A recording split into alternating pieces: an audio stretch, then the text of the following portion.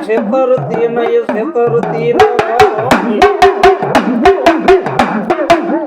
જો પારકા જે ગામના સીમાડે લઈ જઈ મને છેતરીશ તો મારી મેલડી તને હાલ કહેવાનો બગાડ નો હોય મારી મેલડી